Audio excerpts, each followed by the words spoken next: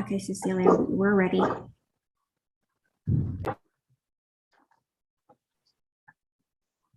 Okay. We are going to welcome everybody to the meeting of the West Side Cities Council of Governments. And let me introduce our new chair, council member from West Hollywood, Seppi Shine. Please take it away. Hi, everyone. It's a pleasure to be here, and I'm very excited to be the new chair representing the city of West Hollywood. Hello to my colleague, Mayor Pro Tem Meister, and hello to all of you. I look forward to getting to know you all. It is 12:04, and I'd like to call the meeting to order. Our next item on the agenda is welcome introductions and identification of voting members. But before we go to that, Winnie, since this is a Zoom meeting, can you describe the public comment procedure and instructions so people that are here that want to comment are aware? Yes, so on our board agenda, we have laid out the public comment instructions. We did ask folks to provide e-comments. Riley and I have been monitoring. So far, we have not seen any e-comments before the meeting, but during the meeting, it's listed on page 3. If you are dialing in, please use the meeting ID as listed, as well as the passcode. And for the public comment, press *9 to add yourself to the queue, and we will unmute you, and you will have 2 minutes for a public comment. Thank you so much. Well, welcome everybody. We're going to start with introductions, and please identify yourself if you are a voting member. And we'll start with alphabetical order in the order of cities. That would be starting with Beverly Hills. So probably the opposite order, that if you're doing it by names, by city, I get to go first. So I'm Bob Wunderlich, Mayor of Beverly Hills, and I'm a voting member today. Thank you. Hi. And Gabriella Yap, WC Manager for Beverly Hills. Cindy Owens, Policy Management Analyst for Beverly Hills.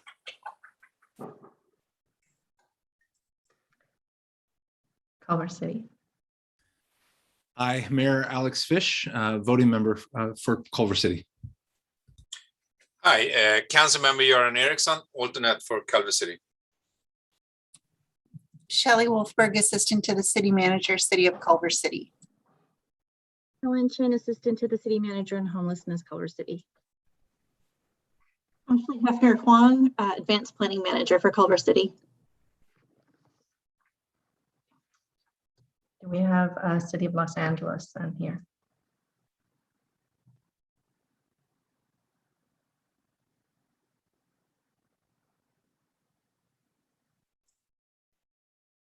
Anyone from the City of Los Angeles? Okay. Then how about Los Angeles County? Hi, everybody. Fernando Morales, District Director for Supervisor Sheila Kuehl, and voting member on her behalf. Thank you. Next is City of Santa Monica. Sue Himmelrich, Mayor of Santa Monica. I'm a voting member today. Nice to be here.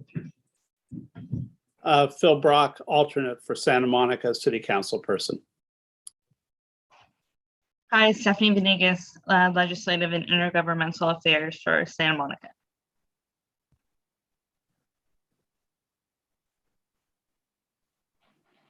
Hi, this is Jason Klieger. I'm the acting mobility manager for the City of Santa Monica. And I'm David Feinberg with Big Blue Bus.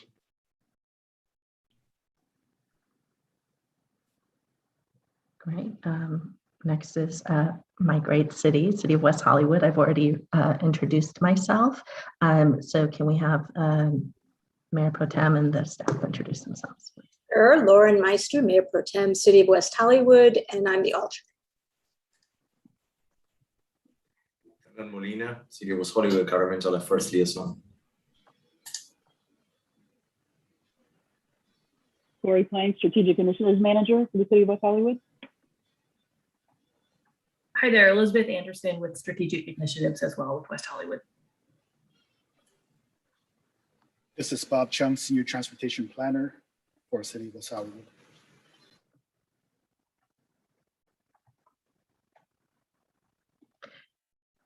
Wonderful. Item 3 is action items today. We're going to begin with 3A, which is approval of the June 10th, 2021 draft meeting notes. First, are there any proposed changes from anyone for the notes? Okay, seeing none, I will entertain a motion to approve. Move that we approve the minutes. Bob Wonderlich, Beverly Hills. Culver City, second. Okay, motion to approve by Beverly Hills, Culver City seconded. Can we have a roll call vote, please? Yes, Beverly Hills, Yes. Culver City. Culver City. Mayor Fish. Aye. Santa Monica, Yes. West Hollywood. I'm going to abstain because I was not at the Okay. meeting. And then the county of Los Angeles. I have to abstain as well. I wasn't present during that meeting. Okay, thank you. Motion is approved. Thank you. Now moving on to item 3B, which is the Santa Monica Bay Restoration Commission representative appointment. Cecilia, can you give a report on this for us? I can. So as in item 3B, page 8 of our board packet notes, at Santa Monica Bay Restoration Commission, we have we have an appointee who can appoint up to 2 alternate representatives. With the departure of Councilman Kevin McEwen from Santa Monica, it creates a vacancy for our representation on the SMBRC board. We solicited letters of interest on behalf of this board to see who would like to represent us. We received 1 letter of interest, and that is from Councilmember Yasmin Imani McMorrin from the city of Culver City, and that's attached in your board packet. We have not received any other letters of interest. So we would see Councilmember Shine if there might be anybody else who would like to nominate an individual from the floor. Otherwise, that's the only person who has been nominated. If I could just say a few words really quickly, because I had been the alternate. I chose not to seek this appointment because my day job, I represent Department of Fish and Wildlife, among other state agencies, and it's pretty clear that that's going to be a flashpoint in this position. And while I think the conflict could be manageable, I think that the public trust will be improved if I don't occupy that spot. I think Councilmember McMorrin is more than qualified. I think she'll bring a great energy and represent the whole West Side COG very well. Thank you. Are there any other nominations from the floor in addition to Councilmember McMorrin's application? Seeing none, I would entertain a motion to approve Councilmember McMorrin as the appointed representative. So moved. Seconded. Great. Moved by City of Santa Monica, seconded by City of Beverly Hills. Can we get a roll call, please? Beverly Hills, Yes. Culver City, Yes. Santa Monica, Yes. West Hollywood, Yes. and County of Los Angeles. Yes. Thank you. Thank you. Moving on to item 3. Yes. Madam Chair, for just one moment, I'll also note that Councilman McMorrin, as our primary representative to the Santa Monica Bay Restoration Commission, is also entitled to appoint 2 alternates. And just wanted to make sure folks know that. And if there's interest, may want to contact Councilman McMorrin directly if there's interest in serving in that capacity. Thank you, Cecilia. Moving on to item 3C, which is Metro Policy Action Council PAC. We have another appointment, alternate member appointment opportunity. Can we get a report on this as well, please? You bet. So as your executive director, I serve as your representative to the Metro Policy Advisory Council. And it's been a really interesting and important role over the last several years since Measure M passed. Traditionally, we've had one city staff member serve as the alternate, my alternate on that board in times that I'm not able to attend. And we've had, at first we had a representative from the city of West Hollywood, then we had a representative from the city of Santa Monica. Most recently was Francie Stephan. She has now left the service of the city of Santa Monica and has moved up to Portland or Washington, I think Seattle. So we need to fill that alternate seat. Again, we asked folks if they would please submit letters of interest to serve on this position, and we received one letter of interest in serving as an alternate, and that's from David Fenn, who's an associate planner from the city of West Hollywood. So we've attached his letter in the board packet, and at this point, we have not received any other letters of interest.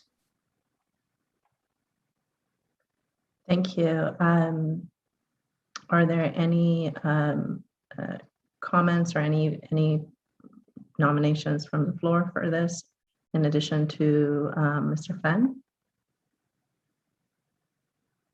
Okay, seeing none, I would entertain a motion to appoint Mr. Fenn as the alternate representative. I move that we appoint Mr. Fenn. Thank you. Any second? Second. Thank you. Beverly Hills motions and Culver City seconds. Can we get a roll call, please? Yes. Beverly Hills, Yes. Culver City, Yes. Santa Monica, Yes. West Hollywood, Yes. and County of Los Angeles. Yes. Thank you. All right, motion is approved. Wonderful. Moving to item 3D.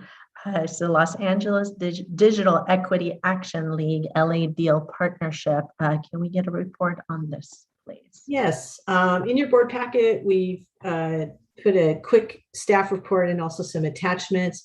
Essentially, the LA Economic Development Corporation has submitted an application to the California Public Utilities Commission to serve as our region's broadband consortium lead. LA, and they formed something called the Los Angeles Digital Equity Action League Partnership. We've provided some background materials in your packet. We were approached by LA Deal and LA EDC to see if the Westside Cities COG would approve a resolution to become a partner in this consortium. And essentially, this consortium is aimed at trying to address the digital divide, which is a critical issue, particularly in light of what we've seen happen during the pandemic and quite a bit of inequality in access to Wi-Fi. So the Public Utilities Commission has already essentially nominated LA Deal as our official sub-regional or regional consortium to work on this issue. LA EDC would like to have the support of this COG so that this could be finalized at the PUC in the next several weeks. They're available to answer any questions you may have about this. We recommend joining and approving a resolution to join this consortium as a partner. We know that the Westside COG has done a pretty good job. Your individual cities have actually been pretty progressive and affirmative in addressing issues of the digital divide. However, to the extent that there may be any remaining issues revolving around that, we think that the LAEDC is in a really excellent position to advocate on behalf of the public and not just on behalf of the internet service providers. They have an approach to this that is really aimed at equity and making sure that there are stakeholders from around the region to support the municipal provision of broadband and Wi-Fi as an alternative to just the ISPs. So we think their approach is solid, and this would just be, in essence, a resolution in support of their nomination. I'll note that other COGs have signed on to this. So again, Judy Kruger from LAEDC is available to answer any questions you may have about LA Deal. Thank you so much, Cecilia. First, are there any public comments on this item? Are there any? Oh. There are none from the public that I see, but we do have Mayor Himmerich who is raising her hand. Sure, thank you. And yes, the next thing is I was going to ask if there are any questions. So Mayor Himmerlich, go ahead. So everybody can call me Sue, but just for the purposes of this, it's Himmelrich. So the L is before the R. Sorry, but it's easier than just having it globally mispronounced. So yeah, my question is whether any COGs have refused to sign on and what their reasons are. Judy, do you mind answering that? I'm not aware of any COGs not signing on, but Judy, want to direct that to you? And we don't have any COGs that have not signed on purpose. We have a couple that are like you, still voting on being a partner. But South Bay COG has signed on, Gateway Cities COG has signed on, San Gabriel Valley COG has signed on. San Fernando COG is very supportive. They just haven't taken it to their board yet. And even the COG in Malibu is considering it this week and next week, or next week.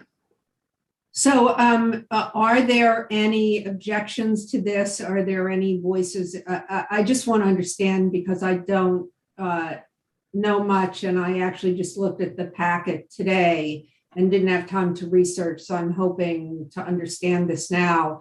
Are there any groups who are opposed to this? I don't know any groups that are opposed to it. Thank you. Mayor Himmelrich, I do want to provide a little bit more gloss.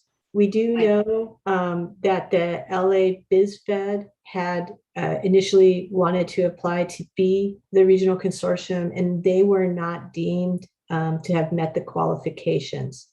So LAEDC has been deemed to have met the qualifications, and I think principally because they have a broader based stakeholder approach.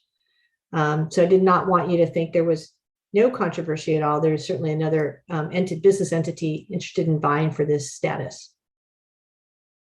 Thank you.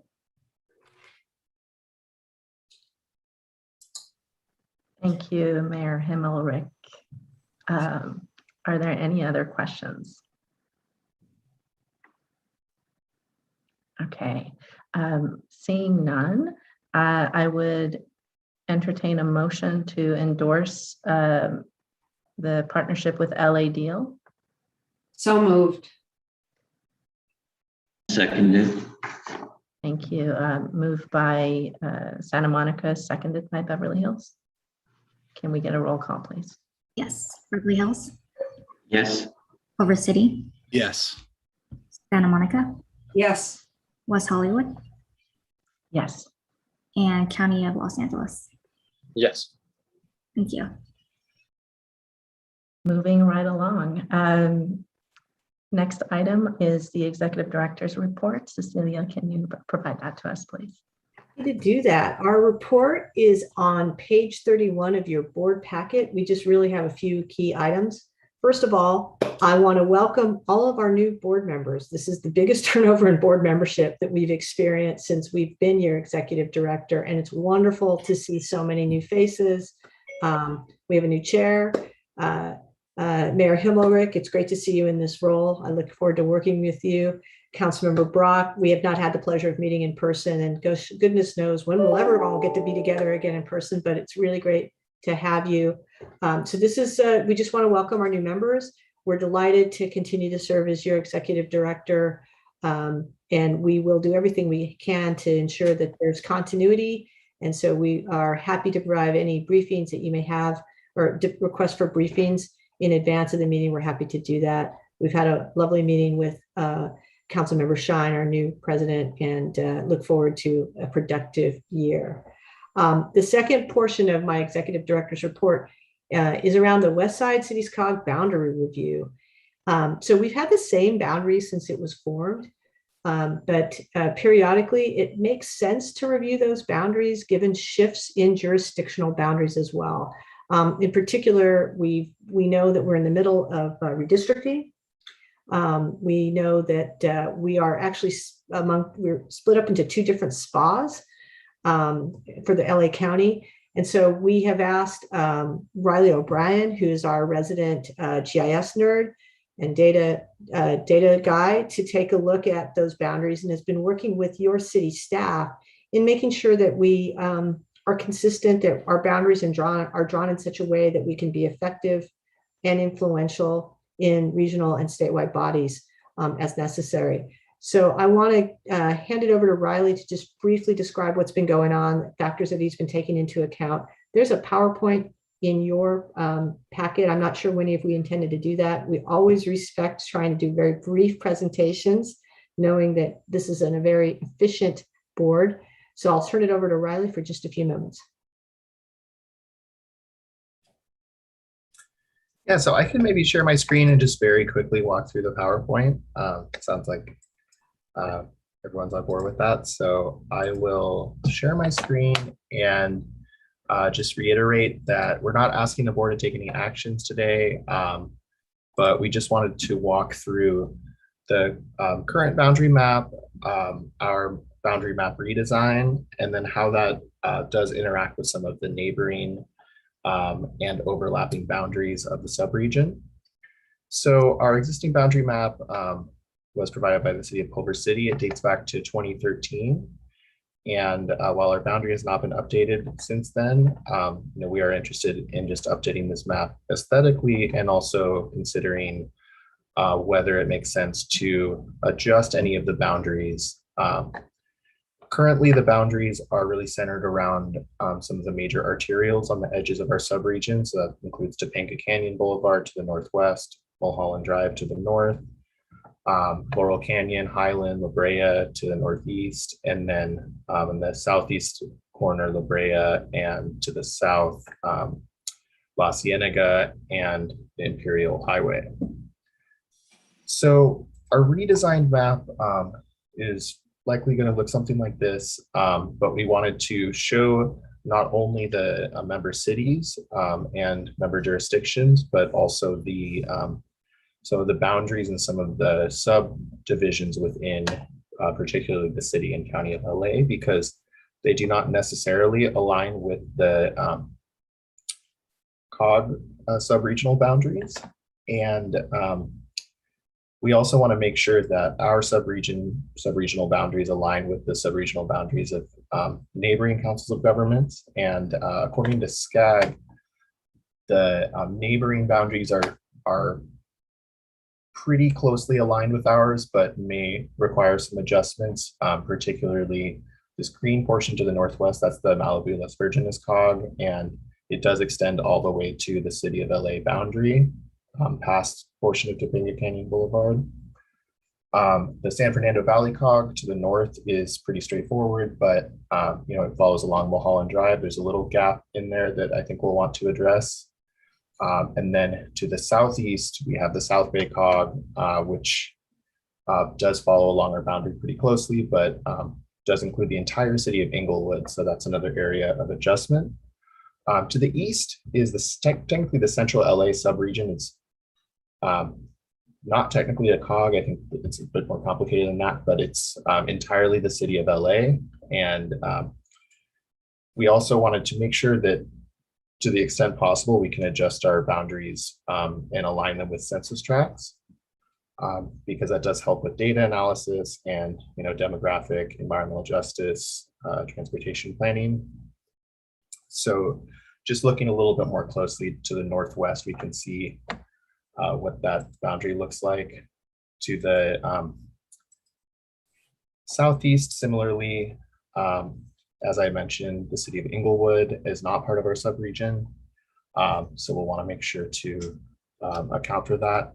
And then to the northeast and to the east, that's where the boundaries are a bit more complicated, because we do have several different council districts, as well as the city of West Hollywood, which extends to the northeast of our subregion.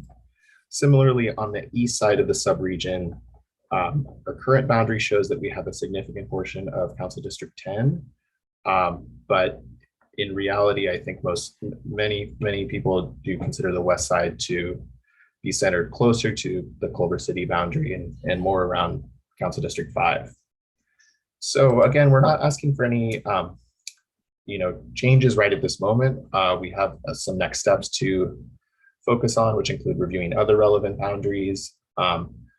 With the census update, the decennial census, we do have a redistricting process for the city of LA and for the county of LA that may also help shape this effort. We'll be continuing to solicit feedback from all of your cities, the city staff during the transportation working group meetings every month. And then, eventually we may develop some proposed recommendations, but that is a long way away, and just wanted to provide a bit of an update on what we've done so far. Thank you. Any questions?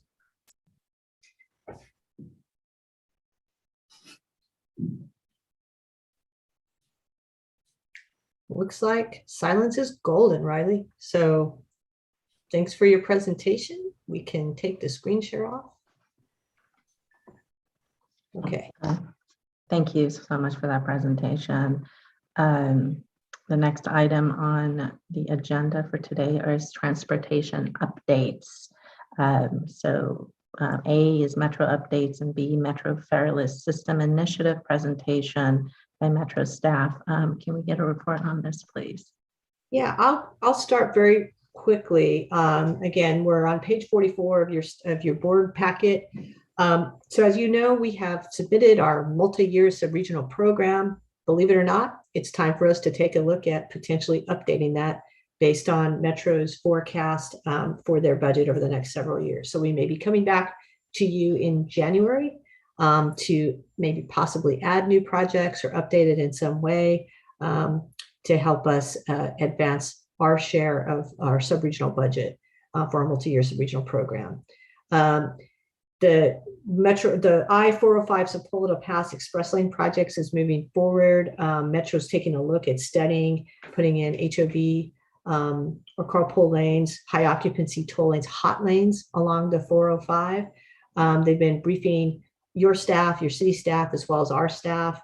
We recently attended a scoping meeting about this on August, and we will be back. This is a very important project. As you know, the I-10 already has some of these projects, has these lanes, and has raised significant source of funding for Metro. So this is going to be an important project for the West Side, and we will keep you and your staff informed. And then the last piece I want to highlight is that the 405 Comprehensive Multimodal Corridor Plan, mouthful, CMCP, there's an advisory committee that's been formed on that. We are sitting on that. Ultimately, it looks like Metro is going to be requesting a big bunch of money from the California Transportation Commission to advance some projects, some of which we've done. We've put forward on our strategic project list, projects that are currently unfunded under the Measure A program. And many of these are multimodal projects, projects like bus and bike improvements along Sepulveda Boulevard. We'll continue to monitor this for you and report back accordingly, but we are working closely with our transportation working group, which are staff members from each of your cities, to make sure that our interests are well represented. And with that, I'm going to turn it over to Riley or Winnie to introduce Metro. I can introduce. So we do have a presentation on the Fare List System Initiative, and I'm here to invite Devin Deming, who's the interim director of that program. Devin, you have a screen you're sharing. Okay, perfect.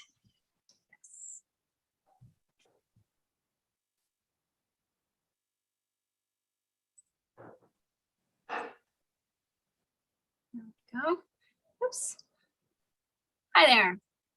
Thank you for having me today. Council members, I'm happy to be here. We're really excited about this project. So I'm not going to take a lot of your time. I just want to give you a quick overview since we're doing some work in your area that I think you will be excited about. So thanks, Winnie, for the introduction.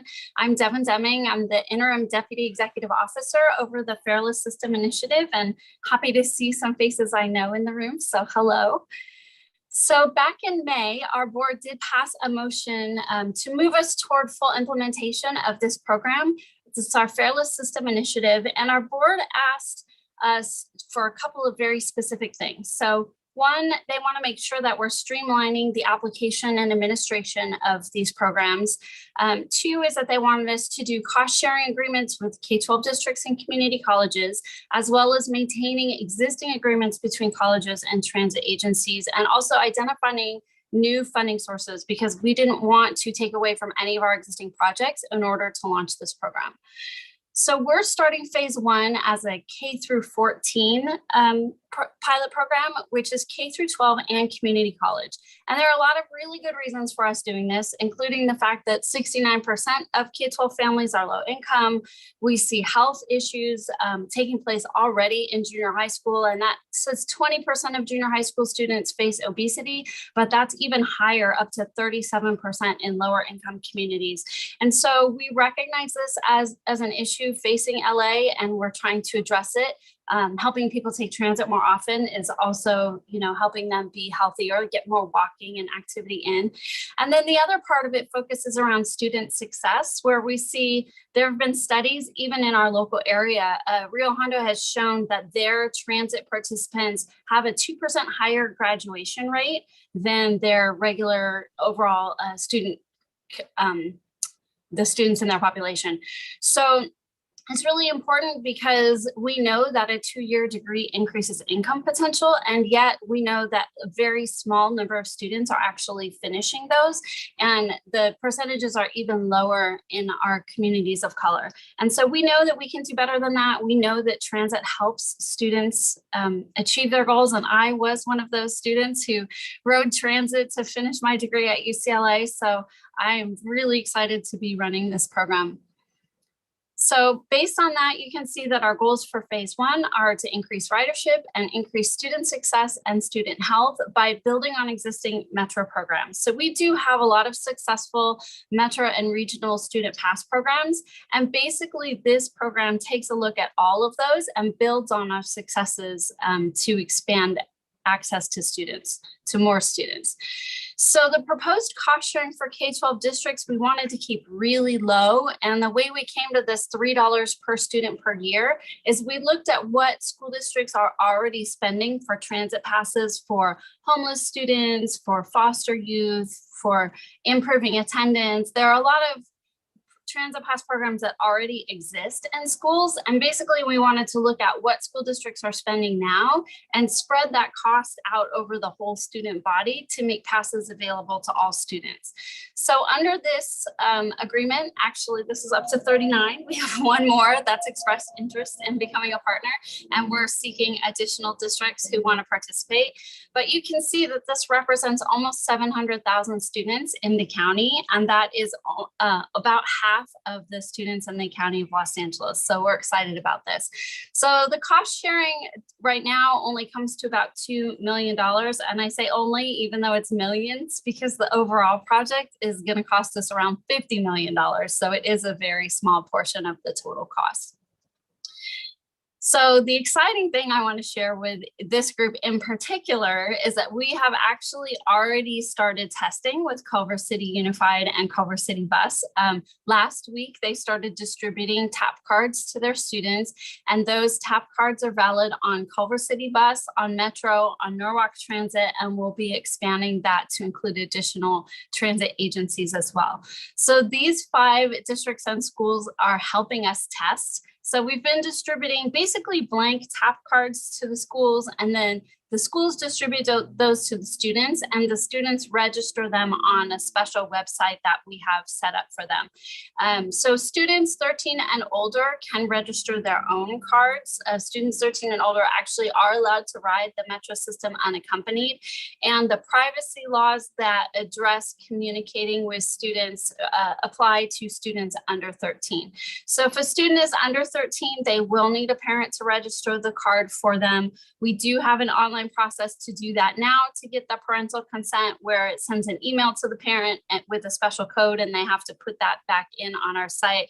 We're also working to get phone lines set up for that purpose so that we can address the digital divide. And if for any reason families don't have access to email, we'll be able to handle that over the phone when we launch fully. So we are still just in a test process right now. So these additional districts are a full yes and are excited to get started. So they're really from all over the county. And then even more districts have said yes, but they need some additional information. Actually, LAUSD just moved to our official yes column. So we're excited about that as well. And we're meeting with them to roll out the program. In terms of community colleges, the one thing that really affects your area is this agreement to maintain existing college agreements. And so Santa Monica College has an existing agreement with Santa Monica Big Blue Bus. And we've been working with both of those entities to make sure that the idea is that nothing changes within the agreement between the college and the transit agency. So the students continue to pay their regular student transportation fee. The college continues to pay what it's been paying to Big Blue Bus. So Big Blue Bus continues to get that revenue. The only change is that instead of those students only getting a Santa Monica Big Blue Bus pass, they're going to get a regional pass. So their pass will be good on Big Blue Bus, on Metro, on Culver City Bus, and all of the other agencies that join this program. So we're meeting with the transit agencies every single week and sharing updated information with them and helping them go through the process of going to their boards and getting into the program also.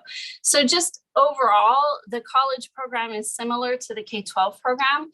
The cost sharing amount is $7 per student per year instead of $3, but that is based on college ridership, which is about 7 boardings per week as compared to the K-12 ridership, which is about 3 boardings per week. And then also we know the base fare is for K-12 is only $24 a month, and the base fare for college vocational is $43 a month. So there's a little differential in the pricing. But it's really the same idea where we're able to distribute cards to all students, and then the students can use them to ride all participating transit agencies. So in terms of how we're going to analyze this program, we're looking at a lot of factors more than just Devin, yeah. We probably need to wrap this in another minute, just Okay. to give you a sense. Okay. Yeah, I think we're almost done. So the other piece of it is that we are starting a youth council that will be aimed at students between 14 and 17 years old, because we particularly want to get feedback on this program and other programs that Metro runs that are about youth. And then our next steps are reporting back to our board in September for official approval of launching the program. And then we're going to be launching to all of those LA County schools that you saw listed on the previous page. So I'm happy to answer any questions. Thanks so much. Mm-hmm.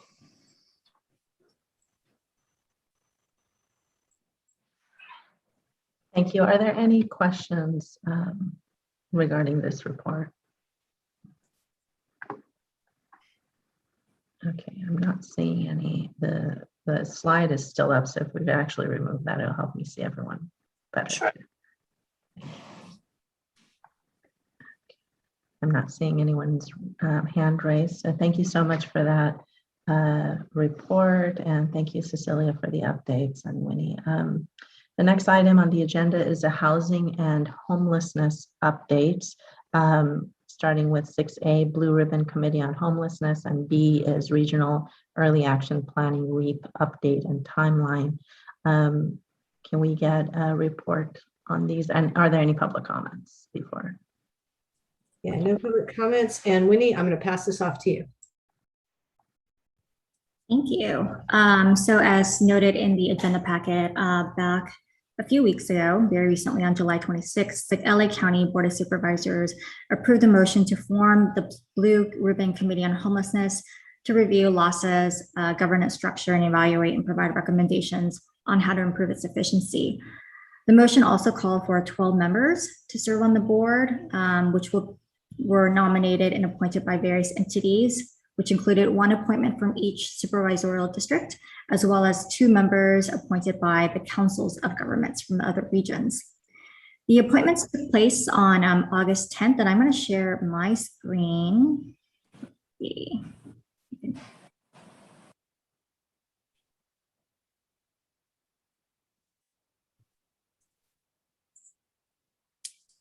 You see, sorry, I don't know what you're seeing. Are you seeing the county supervisor? We're seeing the motion. Okay, perfect. So listed, these are the appointments. I just want to note that Supervisor Mitchell, Holly Mitchell from SC2, appointed LaCheryl Porter, who is the current Chief Operating Officer of St. Joseph Center, which is our main service provider serving most of the West Side. Also representing our area, Supervisor Kuehl appointed Wendy Gruhl, who was also appointed by the mayor to the LASA Commission back in 2015.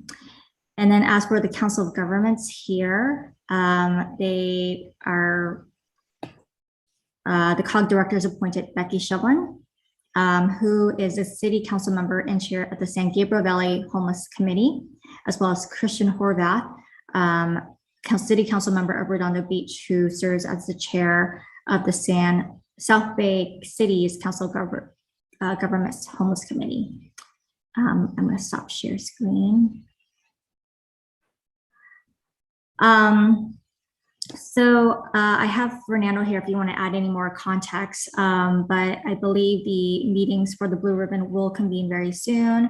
I did speak with the other COG directors about representation from the West Side, and we're currently talking to them about possibly getting our representative from our COG to serve as an alternate to some of the COG appointments.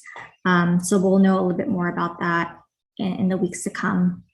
I'll turn it over to you, Fernando, if you have any other additional information to share. For sure. Thank you, Winnie. I did want to mention that this motion did pass on a 3-2 vote, and the supervisor was not in support of the motion, specifically because she's been well aware of the conversations that there have been about LASA governance over the last 12 months. And these have led to 4 reports by the county, city, LASA, and Weingart. I think ultimately in her, what she was thinking is that a 5th report with more recommendations rather than to synthesize and have action on the previous reports that have moved forward would not be helpful, specifically with a larger issue of inflow that we're seeing. I'm happy to answer any questions that any members of the COG or of the public have on her behalf. But thank you, Winnie, for adding the additional context as well. Thank you, Fernando. So we'll keep. I do have a question. Okay. And that is, who are the COG directors? If the executive director, I'm sorry. Yeah. If I may, through the chair.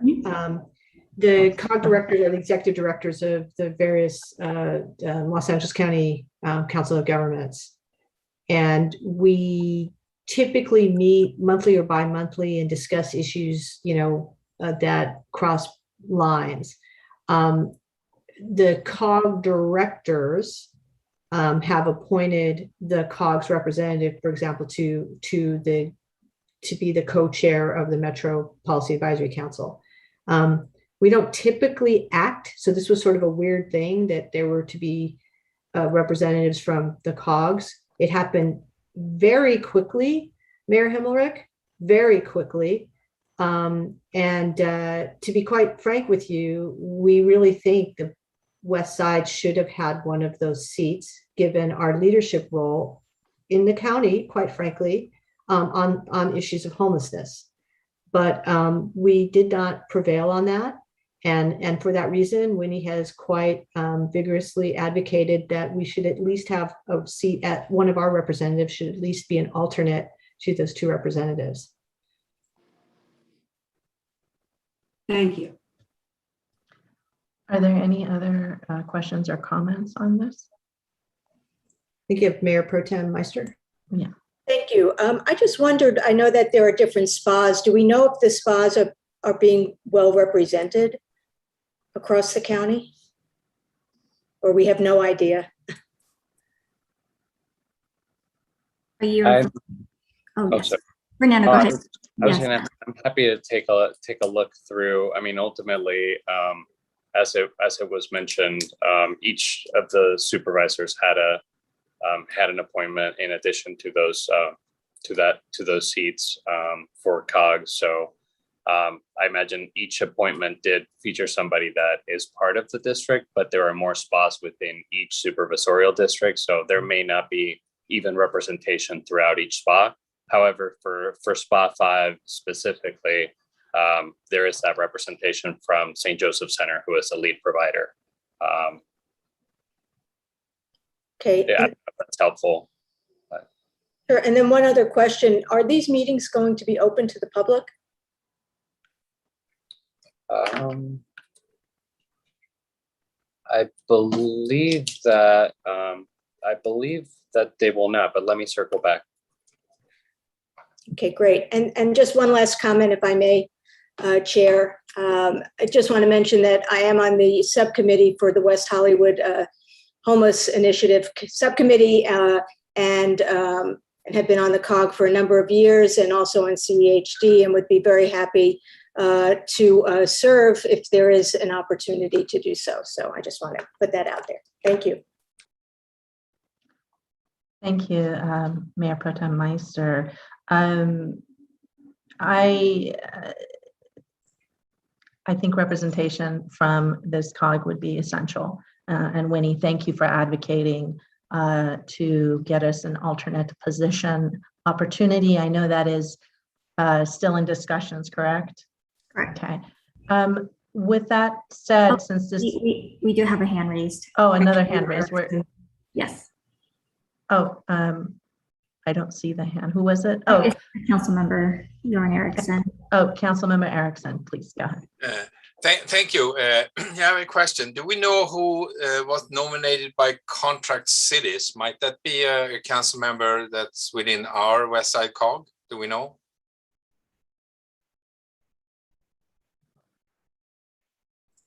Okay, I guess we don't know. I don't know, council member. I was looking for it. It's Marcel Rodarte. I don't know. Oh, he's the executive director of Contract City. So he's not an elected official. He's okay. Thank you.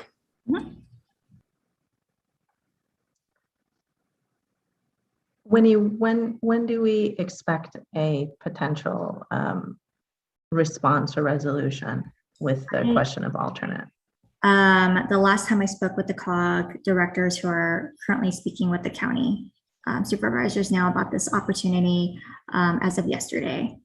So we're in current conversation and we're hoping that we can get this an answer before their first meeting. And we're still finding out more information about whether these meetings are going to be public and whatnot. So we will inform your city staff as well. Okay. Given that this is moving forward so quickly, I feel it would be good for us to actually choose someone. And I know Mayor Pro Tem Meister has indicated she is interested. I'd like to know if anyone else is interested, because if we have someone in place, then if they say yes, we can just quickly and judiciously move forward. I'm interested as well. Okay. I'm going to defer to our legal counsel, Jane. Sure. Hi, everybody. I'm Jane Abzag. I'm filling in for Lauren Langer today. So this is an unusual situation where the Blue Ribbon Committee is on the agenda, but it's not listed as an action item. It's as an update. And so as you all know, a body cannot discuss or take action on an item that's not listed on the agenda unless there's immediate need and the need came up after the posting of the agenda. Here, because there is no position available right now, there does not appear to be the immediate need. So there are a few options that you could take that don't require any formal action of the board, which is we could, the board could request one member go to the Blue Ribbon Committee first meeting in September, September 7th, and then report back to the COG at the next meeting. And then if a position is available at a later date, the board can formally choose that person at that later meeting. And the other, which kind of already seems to have occurred, is do a call for letters of interest, but it appears we have 2 members who are interested. So I would suggest perhaps attending the meeting with the Blue Ribbon Committee and then reporting back at the next meeting and then put it on the agenda for the next meeting. If the meetings are not open to the public, how will we attend the meeting? I think that maybe it would be a good idea just to refer to staff to figure out how the meetings are being structured, and perhaps you know, staff can send an email to the entire board, and perhaps you know, at this meeting we could choose one person to you know, go to that meeting and report back. Thank you. Is it sorry to jump in, is it a public meeting anyway? I mean, could we just go if we're interested? We're not sure whether the meetings will be public or not. I think we're still figuring that out. Because I'm interested too. Okay. There's a lot of interest. Wonderful. Can you, Winnie, can you find out again definitively whether the meetings are public or they're going to be private? If they are going to be public, then presumably any member can go and come back and comment and report back to us. And quite frankly, maybe all 3 of you can go and learn what it's all about and do that. If it is private, can you also report back and find out if, even though it's private, if since there are these discussions and negotiations of us having an alternate, whether a member can go attend the meeting and then report back? Yes, will do. Okay. So Alex, am I understanding that your interest was to go to the meeting, or is also to submit an interest to be the appointed representative? I'm also interested in representing. Okay. I have a proposal. Since there's 3 of you who are interested in representing, and I want this to be fair, is it possible that when you report back, if it is a private meeting, but they let one member to just go to the meeting and then report back? Because my understanding is a member would come and report back, and then after that, and Jane, correct me if I'm wrong, but I believe you said then we can agendize after finding out we can have an alternate, the nominations and get letters of interest. To be fair to the people who are submitting letters of interest equally, perhaps another member who is not interested can attend the actual meeting and report back. So there's no unfair advantage for the person reporting back. Is that okay with everyone? Okay. You could have a staff member report back. Or a staff member, maybe that's even better. Yeah. Would staff be willing to? Yeah, we're happy to staff it and get the information. And I'll just let you know, I'll call some of my colleagues among the other COG executive directors and let them know this is actually extremely important to our board. And we would very much like to have a representative as an alternate. And I trust, Fernando, that Supervisor Kuehl is going to be an advocate for these being open meetings. We can certainly communicate. So as soon as we find information, we'll send a communication to all board members and obviously your staff and inform you what we've learned. Great.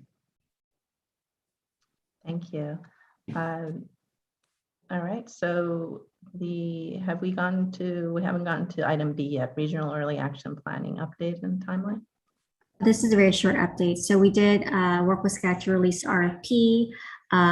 We are working very closely with your housing, our working group members to evaluate the proposals this month, and we will evaluate and select a consultant to begin work in September. I think the question I have is, would you like us to defer to our working group to select a consultant, or would you like us to come back to the board in October to approve the selection of our consultant? And again, this is for work to do the work behind our application from to SCAG for the REAP program. We proposed a number of different activities that would require the use of a consultant. There's a bench of on-call consultants that SCAG has assembled. They've solicited RFPs, and so it's just a matter of selecting that consultant. And we would be happy to have to coordinate your staff selecting that consultant. The only question is, do you want us to come back to the full board to vote on that?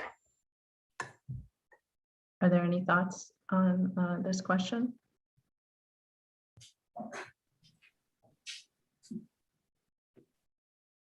Winnie, will you remind me how big the contract is, what the range of the scope is that we anticipate?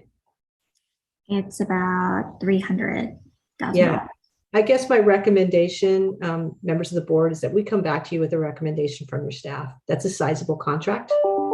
And so we would be recommending to you based on the evaluation of your staff on this working group. And I think I agree. Okay. Mayor Fish, you wanted to say something? No, that's perfect. Yeah, it does feel like we at least need to ratify it. That's a perfect setup, I think. Okay, so we will agendize in October. Thank you. All right, so the next item on the agenda is legislation. Do we have a report from League of California Cities with an update? Yeah, I'll just introduce Jeff Kiernan, who is our league representative, and you'll note page 53 is Jeff's report. Jeff, take it away. Thank you. Good afternoon, everyone. Nice to see you and see some new faces. My report is included. I'm happy to certainly answer any questions about it. I do have a couple of updates on that report since I provided it to you. Obviously, the legislature is back on Monday. They've been on recess for a month. The Senate Appropriations Committee is meeting first thing Monday morning at 9 a.m. I don't anticipate that much will come out to the floor on that day. A few bills will if they don't go to the suspense file, but more likely those bills that have a significant amount of money to be spent will be placed onto the suspense file. The purpose of Monday's meeting is predominantly if there are bills that don't have any large allocation that's necessary, those might come to the floor. But what they're going to do is make amendments to some of these bills. And I have some information that two bills that I've listed, two housing bills specifically, are likely to be amended in this coming 2 weeks. The fiscal deadline, so when these bills will all have to leave appropriations, both in the Senate and the Assembly, is the last Friday of the month, so about 2 weeks away from today. So just jumping into it, AB 500, which deals with the Coastal Commission and would give the Coastal Commission additional power over housing in the coastal zone. That's that approximately mile-long strip from the water's edge into your cities. That bill is indicated on my briefing that it will become a study bill. The information I've received from our lobbyists this week is that the fact that that's a study or likely to become, or now it is a study. It's amended to become a study in July. Unfortunately, it looks like that is to be short-lived. It's going to get some additional amendments and is going to come back in another negative way. So we are likely to remain opposed to that bill. I just wanted to flag it for you. It is something that we're going to be monitoring. And once we do see exactly what is going to come out of that, we'll certainly to make sure and make everyone aware. I hope you can hear me. They're suddenly emptying the trash in the building next door. But the other bill I wanted to flag is SB 215. This bill is the one that is labeled to do a mid-year review of the RENA process. The RENA process is 8 years long. This bill said, okay, we're going to do a mid-year review. although it's been amended out of it, it started off as a bill that was really going to require cities. It was going to really punish cities that weren't making significant progress on their RENA numbers at that 4-year mark, halfway through the RENA review process. That is likely to change. That mid-year review is likely no longer to be included. But however, we're expecting that they're going to continue with the bill and try to give HCD, the California Housing and Community Development Department, some additional enforcement capabilities rather than doing this mid-year review. So again, stay tuned for information on that. Lastly, the League of California Cities, we are planning on doing a housing call to action webinar. I don't have details on that. We're still looking for a date. I expect it to be next Friday, a week from tomorrow. So keep an eye out for that as well. We're going to try to cover a lot of the bills like the two I've already mentioned, but also SB 9, and talk about how we can really, in the month or so before the legislature adjourns, how we can really focus in on some of those bills and try to get the community and your communities engaged. So that's about all I had, but I'm happy to take any questions on anything I've mentioned or anything in my report. Thank you so much, Jeff, for that report. It's great to see you. Are there any questions from anyone, any members? I see none. Thank you so much, Jeff. Okay. Next on our agenda are announcements. Do any cities have any announcements to make today? No announcements. Okay. How about reps that are part of different organizations on behalf of the COG? Do you have any? Oh, Josh Kirpies has. Hi, Josh. You have your hand raised. Go ahead. Hello. Thank you, everyone. This is Josh Kirpies from Assemblymember Richard Bloom's office. I just wanted to say hello and to let you know that the Assemblymember is going to be hosting a webinar on Tuesday evening. I'll place the link here in the chat in just a moment. But it's the California COVID-19 Rent Relief Program virtual town hall. This is both for tenants and landlords that do not reside or have rental property in the city of Los Angeles. So I'm sorry, Los Angeles, we're excluding you. You have a different program, but for everyone else on this webinar, please forward it to your residents. It's Tuesday night. There'll be people from the Housing and Community Development Department to talk about how to apply, what the money can be used for, and then also an attorney from Betzedek who will go through eviction protections for tenants who have questions about that and what the extension really means for tenants. So thank you, and I'll post that in the chat. Thank you. I see Fernando, you have your hand raised. Thank you, Councilmember Shine. I did want to share similarly an event that the supervisor is going to be hosting on September 9th, and that's going to be regarding Stay Housed LA, legal resources as well. I'm sure there will be some kind of cross information between those two events, but if somebody's unable to attend Assemblymember Bloom's event, it would be great if they're able to attend the September 9th event. I will make sure to share the information and the flyers, which we have gotten in Armenian, Thai, Spanish, Russian, and another 4 languages as well. So I'll make sure to share those. And I did want to provide an update regarding a program that the Department of Public Health has been working on, and that is the grassroots grants for FBOs and CBOs. And this is for any FBOs or CBOs that are able to commit to inviting 50 or 100 people or more to create vaccination events. And these funds, the grants that are provided to those organizations range from $2,500 to $5,000. We've been, on behalf of the supervisor, really asking for more answers in terms of what the funds can go towards. We received clarification that the funds can go directly into incentives if that is something that is desirable. So that could lead to some potential partnerships with chambers or bids or other bodies that want to partner with a nonprofit and local businesses to make sure that those incentives are able to be used for incentives where people are, incentives that are useful and will be taken upon by folks in the district. So I'll share the grants program information again, but if anybody has any questions, please feel free to reach out to me or anybody in the supervisor's office. But thank you. I think that's all I have today. Thank you, Fernando. Are there any other announcements? Okay. Well, seeing none, our next item is our discussion of our future meeting and agenda items. I see that our future meeting is October 14th, 2021. Cecilia, do you have anything to add to that at all? All I would say is we're crossing our fingers that might be our first in-person meeting returning, but we will monitor closely.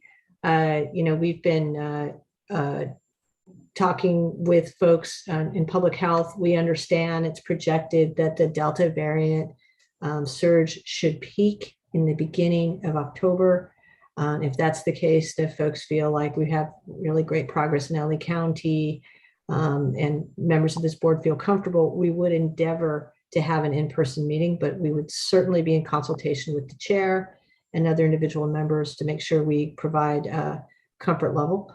We can continue to do it in Zoom. So if it were to be in person, Winnie, who's in rotation? Which city would be the host? Based on our current rotation for the year, it would be Beverly Hills, but open to any other cities who would like to host. And just contact us separately and we'll work with you on that, understanding that we may need to pivot.